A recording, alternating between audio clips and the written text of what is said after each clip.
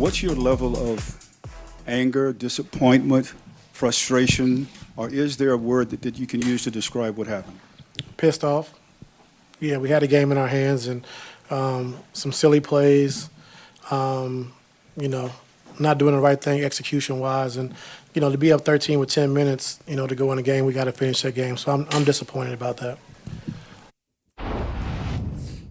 I mean, as incredible as a game it was, certainly is sad to know that we are not going to see Kawhi Leonard for the rest of this postseason. But when you think about that game, how did they ultimately lose that one, BG?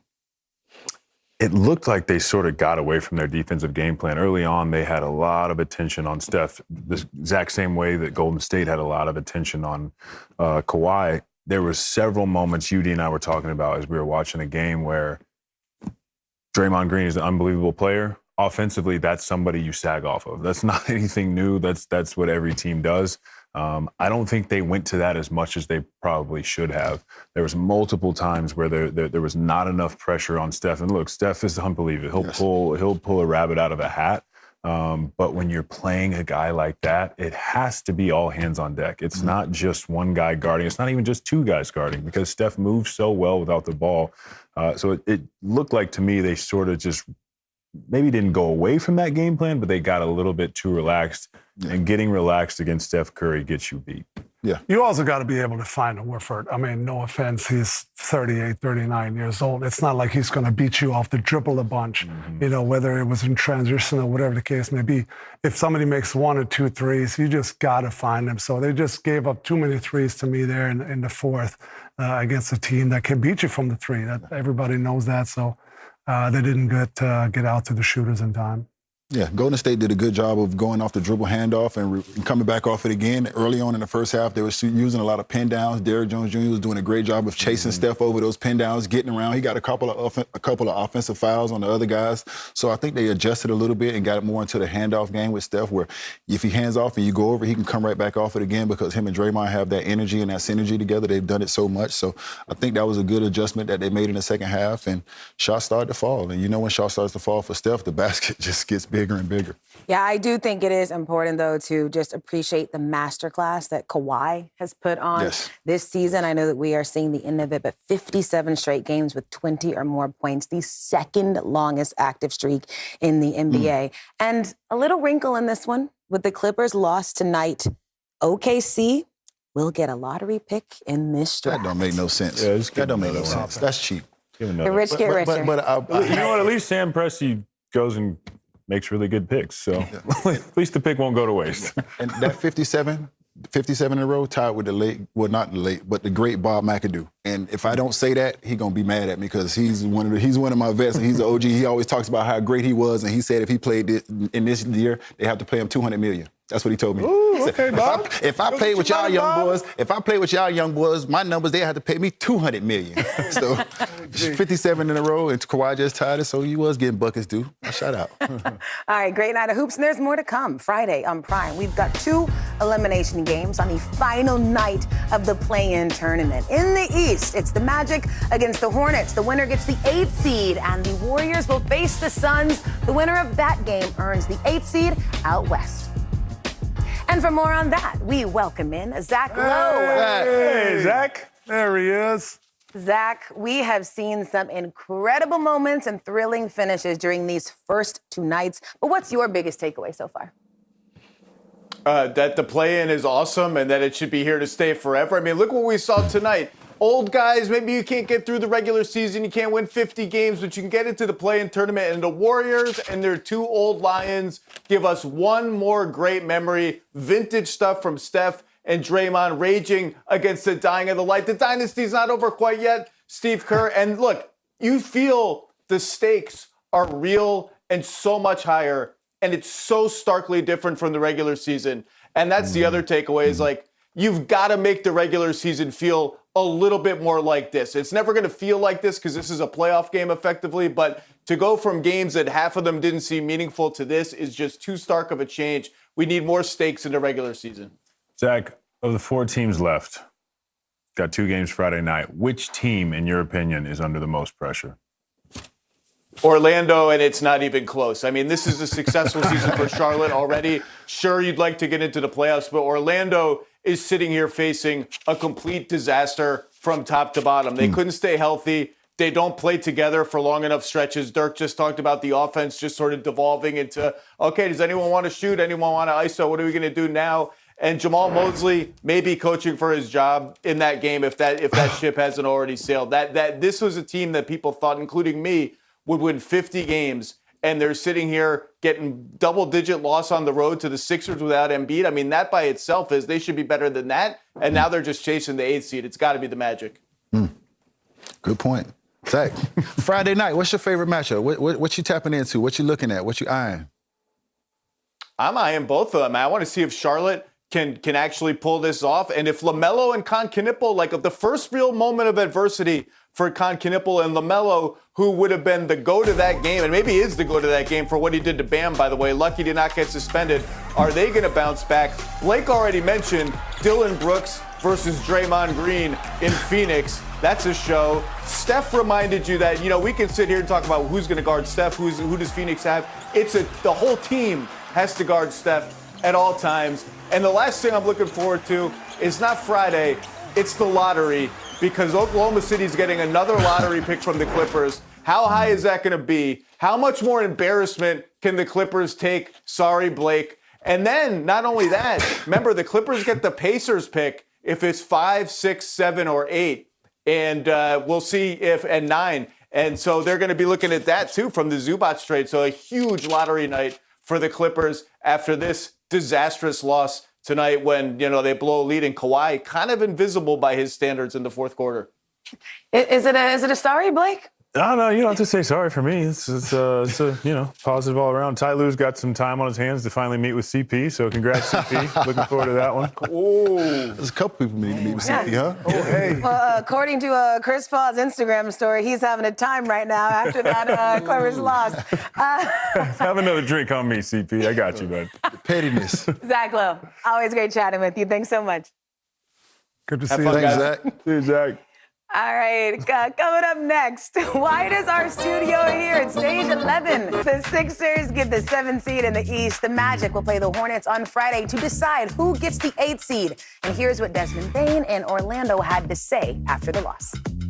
I mean, there's frustration, but it's also a great opportunity ahead of us on Friday. Get a chance to play at home in front of our fans. Against another good team and the chance to go clinch a playoff spot against the Detroit Pistons. So I'm excited for the challenge. This is literally it. This is it. One game at a time, and this is the one game that we've got to make sure we go home and take care of. And our fans are going to be there ready to go, supporting us, and as we make sure we take care of home. You just live with the result and come out Friday and, in front of the home crowd and go get a win. That's all you can do. And so, shots didn't fall, but can't be discouraged. We got another game coming up real soon. All right, the Magic now in a do-or-die situation, and we have talked about this. Start of the season, expectations were sky high for the Magic, thinking they'd be atop the East. They find themselves now in an elimination game. What do they need to take away from this loss from tonight, UD? I mean, if you don't play hard and play together and connected, and you can lose to anybody. You saw that in Boston last week, and that's taking nothing away from the guys that came in, because everybody on Boston's bench is a professional basketball player and needs to be respected. But that's a game where you have your whole team. You should walk in that game and possibly get away, most likely get a win, and you did not get a win. When you don't come in with the right mindset, when you don't come with the right focus, you can lose to anybody in this league. And this is an opportunity tonight where you came out, you got it going a little bit. Paolo didn't play the game well, Franz didn't play the game well, but you were still in the game and had a chance to win it at the end. So take what you can from that, but understanding lose or go home, and you need to be your best version. And for Paolo, I think he needs to buy in completely, wholeheartedly, 100, 1,000%. Getting in the paint, right here, getting downhill, different things like that, taking shots right there. When he got in the paint, you drew so many people. That's the time to spray and get somebody else a shot. One hit right here, going there and giving the ball up. I just think this team right now is a little discombobulated, and it's sad because they're one of the tougher teams in the league when they're focused with their defense and the way they can get out on the break. Yeah, it's unfortunately been the same theme for them all season long. We talked about it in pregame, but this team's identity used to be defense, and it's not. It's clearly not that. And a lot was said about their offense. In the past years, they need to speed up. They need to do this. They went in and got Desmond Bane to try to fix some of those problems. But when you lose sight of what your original identity is, you start to question everything else. And that's sort of what I see from this team. And like once it starts to go, it starts to go. And then every loss sort of compounds that. And now you start to feel resentment for every little thing that happens. So, like they said, their season's not over. They have a chance to still try to get this back. But this shows why the regular season is so important, why the end of the regular season is so important. Just get it right. You don't have to be right. Just get it right. You move on to the playoffs and anything else can happen. So I'm excited. This Hornets team obviously is incredibly excited, coming off a huge win. And I think right now they feel like they can do anything. So I don't know. We'll see if Orlando can bring some magic. Sorry, no pun intended. I didn't actually mean for that to happen. And Hornets 3-1 against the Magic this season, Dirk. Yeah, I feel like actually the Magic defense wasn't horrible today. They were trying. They were, keeping them outside the lane. They contested some threes. Just their offense cannot keep up right now. They can't score enough. They turn the ball over too much. Can't shoot from the outside. Black and Franz feel like at times they have no rhythm, even though Black kept attacking. He was trying so hard to get going. Then he finally got the three to go. But I just don't know if their offense can create enough points now, especially now going to Charlotte, who's #1 offensive rating since January 1. Even if like tonight, Philly didn't have a good offensive night and they still put up 110 and they can't even score that. They couldn't even score 100. So can the Magic create enough offense to be in the game against the #1 offense since January 1? That'll be tough to see. Well, the Sixers won this one, and congratulations, your prize are the Boston Celtics. We did get to see, though, what Tyrese Maxey and VJ Edgecombe and those guys were able to do without Joel Embiid, but what do you need from them in a game against the 2-seed Celtics? They have to play fast, and I know it's easier said than done, but they have to play fast. Tyrese Maxey leads the league in fast break points, 382 fast break points alone. The ball is in his hands more than anybody in this league besides Joker, so he's going to have the opportunity to push the pace, set the tone, and get guys easy buckets. Paul George was amazing. If you got to get into the half court, you can always go into the pick and roll game with Maxey, or you can always go into the post of Paul George and slow it down, get you settled. And defensively, man, they got to contest everything. Boston's going to shoot a lot of threes, so you're going to have to contest everything. They're going to make some. You got to stay stable. You got to stay mentally tough for 48 minutes. And hopefully in the last couple minutes of those games, some of those threes are a little short, a little right, a little left. You get the rebound and you go. Yeah, it kind of, it's going to be a lot of ISO ball with Jaylen Brown. Your defense got to be set. Hopefully you get Embiid back at some point here. We don't really know. But, Boston's not going to beat themselves. They're smart. They execute. They play super hard defensively. And on offense, they spread the floor. Jaylen Brown's fantastic, and the other guys just shoot threes. So it's going to be a tough series, but I agree with you, D. Speed the game up. Maxey, if you look at Maxey, he really hasn't shot the ball well since he came back from his pinky thing. So if they want to have any shot, he's got to play well. He's got to shoot the ball better than he has over the last few weeks, and to just give him a chance. And hopefully at some point, maybe game 3, game 4, you get Embiid back.